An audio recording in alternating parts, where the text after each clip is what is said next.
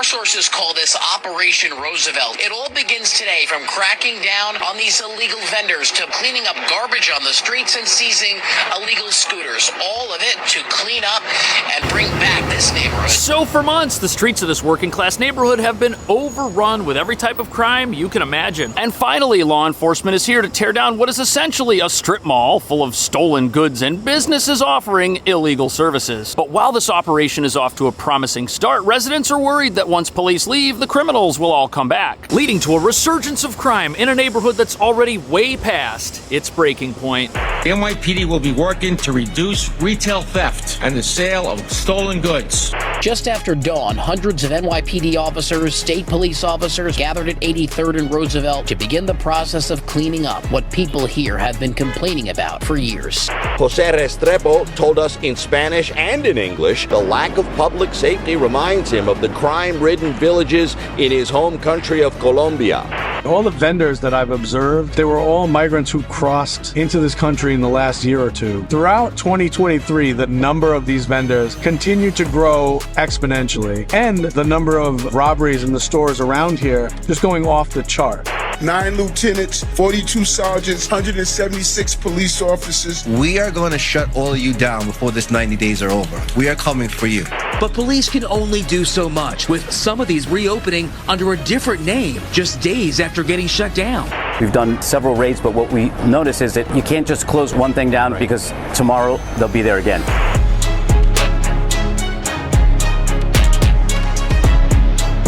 Things are so bad in this neighborhood that the governor has deployed the state police. But what nobody's talking about is even though this crackdown is achieving the visual result of clean streets and less vendors, none of the gang-affiliated criminals responsible for any of this lawlessness have been put in jail, which means it's only a matter of time before they return, and that's what residents are worried about. Because although everyone supports the police and is glad they're here with so many simultaneous crime waves happening in our city, the reality of a months-long police surge in one part of town means there will be a months-long opportunity to commit crime somewhere else, which has been happening all year long every time there's been a police crackdown for any reason. And the first time this happened was when the National Guard was deployed to secure our crime-ridden subway along with 1,000 extra police officers. Taking all those cops off the streets allowed the city to experience an unexpected rise in moped-related crimes, with armed thugs robbing diners at expensive restaurants, stealing watches right off people's wrists. But after police turned their attention to moped-related crime, another crime wave popped up in Central Park with a gang targeting people for the exact same sorts of items. Which brings us to the real reason why this massive surge of police activity may not stop the illegal strip mall that's taken over Roosevelt Avenue in Queens from coming back. Something in the future will happen that draws police away, at which point the criminal element that's lying in wait will return and reopen, which, as you're about to see, is what's been going on in this part of town for months. And although the streets here might look clean today, residents fear it's not gonna last.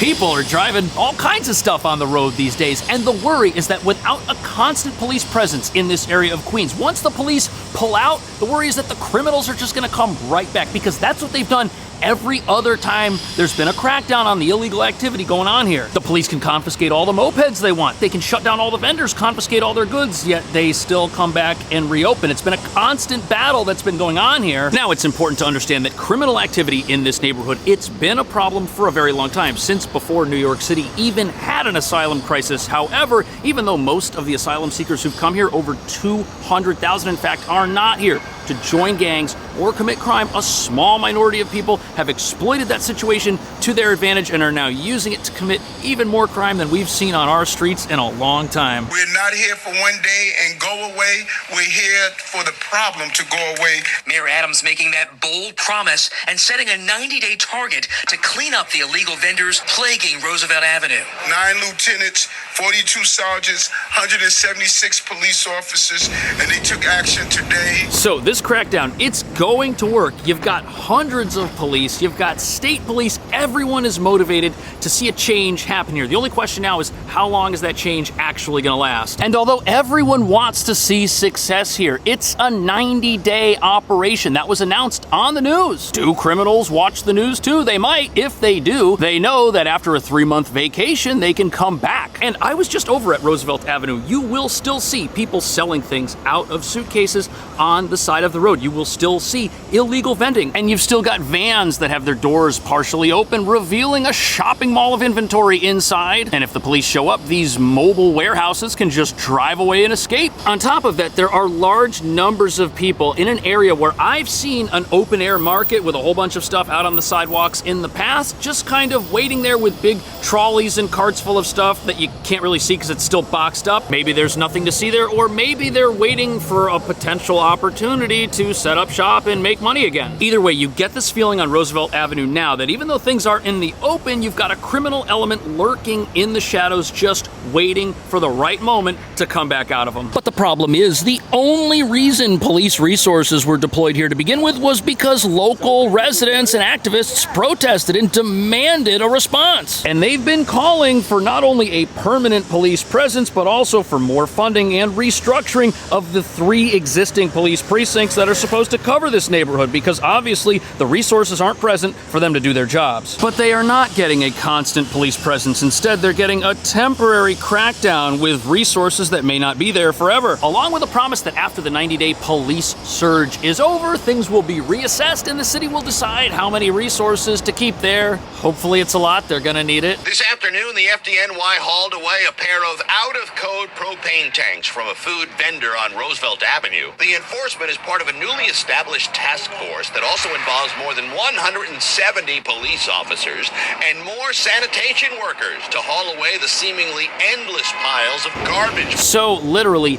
every single thing that can go wrong and can be illegal, it's all happening right on Roosevelt Avenue. Everything from illegal mopeds to illegal businesses to people selling illegal gas tanks. What if those exploded? That would be terrible. Now, throughout these reports, you're going to hear the term multi-agency effort. It keeps coming up, and that term reveals another aspect of how crime in New York City is seemingly allowed to surge with no end in sight. And when you hear the words police crackdown, you tend to think, like I do, okay, they're going to go in there and they're going to arrest the bad guys and lock them up. But that's not what happens. No, instead, they're going to go in there, they're going to give people tickets, they're going to confiscate stuff that's not supposed to be there, they're going to shut down businesses that shouldn't be operating or might have permit violations. These other agencies are also going to offer people services who may be homeless or in need. But what this means is if there is something illegal happening with these people who are selling tools out of the back of their white van, if that operation gets cracked down on, the van might get towed, the inventory might get confiscated, but those people, they may end up being free to go, which means they could go and get more inventory and come back to this part of town or another part of town. Crime doesn't take a break. This is what people are doing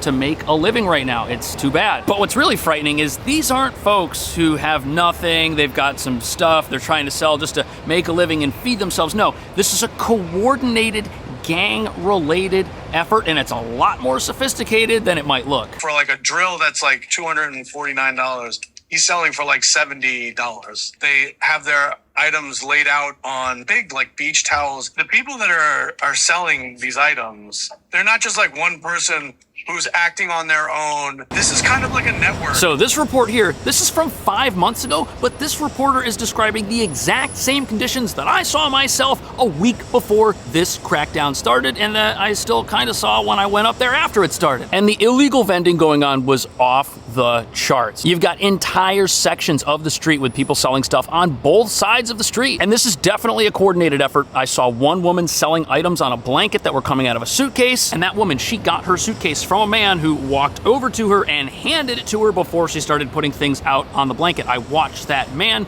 then walk down the street and hand another similar suitcase to another woman who was doing the exact same thing, creating a sort of illegal open-air strip mall type of thing. That's what this is. And although this has always always happened in this section of town to some extent. It's become really bad over the last year as the asylum crisis has reached its current size and scale. Not because of the asylum seekers, but because of a small but active criminal element that has infiltrated their ranks. And that criminal element is growing, finding willing accomplices who are desperate or who aren't desperate but are coerced into joining these criminals and helping them. And before we get into the asylum crisis related aspects of this, it's important to understand that many of the people who are living in our shelters right now, they've fled extreme poverty and they moved into those shelters believing in the promise that the American dream was just a couple of weeks away. They weren't going to have to live in these shelters forever. They were going to get help applying for asylum and help getting jobs, but none of that has happened. So you do have people who are desperate and have spent pretty much everything they had to come here. Now, that's not an excuse for criminal activity, no way, but it does explain how eventually these gangs are able to find a small number of people to join their ranks. But the other problem is that in New York, we've got soft on crime laws. We allow rampant lawlessness, and you may have people who are well-meaning and don't even understand that what they're doing might not be allowed because they see other people doing it. And this is an example of how allowing lawlessness to spread will suck the law-abiding into the criminal underworld even without knowing it. And as long as a dysfunctional system like that keeps operating, these criminals are going to have all the fuel they need to keep operating as well.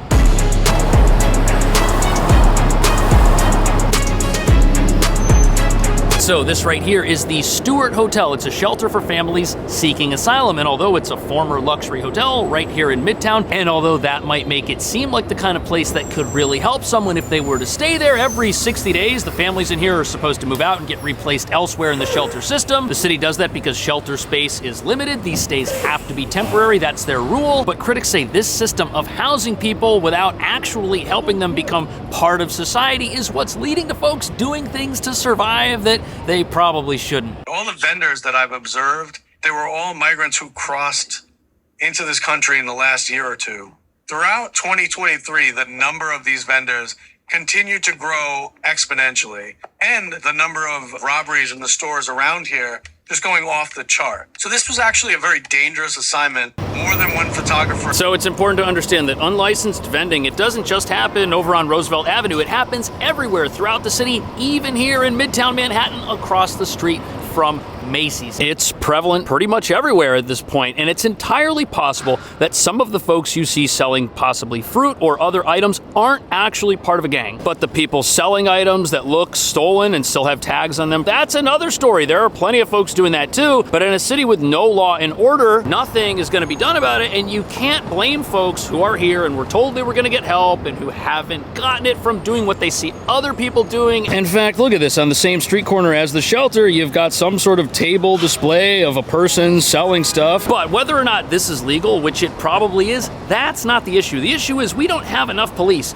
to stop all of these unlicensed vendors, which means if there's unlicensed vending in one part of town and it gets shut down there, well, it's just gonna come to another part of town and open up there. And since we don't have enough police to shut down our epidemic of rampant shoplifting, people are always gonna find ways to obtain things that they can sell super cheap almost instantly on the side of the street somewhere. Jose Restrepo told us in Spanish and in English the lack of public safety reminds him of the crime-ridden villages in his home country of Colombia. 3 months from now, city leaders will... So it's incredibly sad to hear this, and it's proof that progressive policies like releasing people who commit the same crimes over and over again just so they can get another second chance, that hurts the vulnerable, that hurts your working class neighborhoods, because that's where these people go to commit crime, because that's where there hasn't been an adequate police presence for years. And this is exactly what's been happening on Roosevelt Avenue, which residents protested, fearing that their neighborhood was going to get swallowed up in the same types of crime that many residents of that neighborhood fled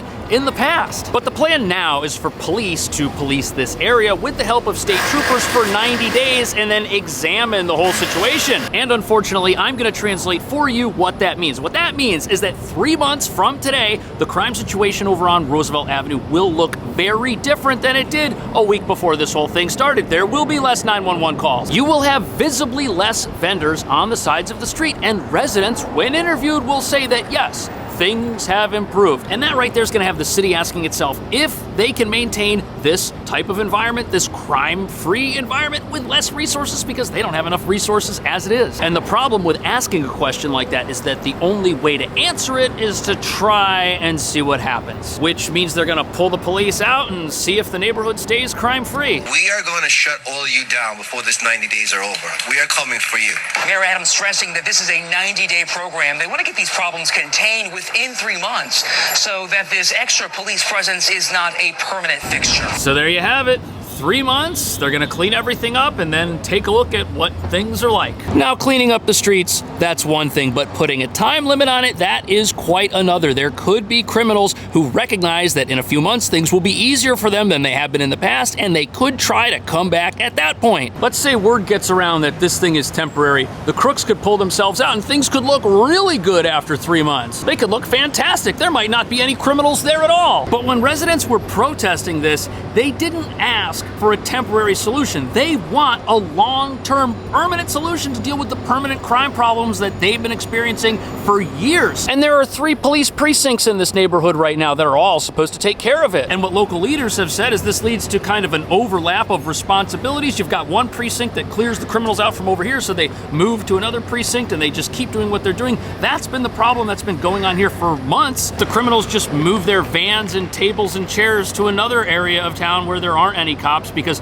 that's not the jurisdiction of the people who just kicked them out of a certain street corner. Instead, they want all of these precincts to be combined, so to speak, into one precinct that is responsible for the entire area. And the only problem with that, other than the fact that it would probably work and some criminals would find themselves in jail, is that it's going to require funding. We would have to refund our police force here, which not everybody who runs New York is in favor of doing. Is that the solution to fixing the crime problems we've got? Or are the laws we have so sympathetic towards criminals that the only way to get rid of crime once and for all would be some sort of full-time occupation by state police or the National Guard like what we've got in our subways? Let me know. Thank you for watching. I'll see you in the next video.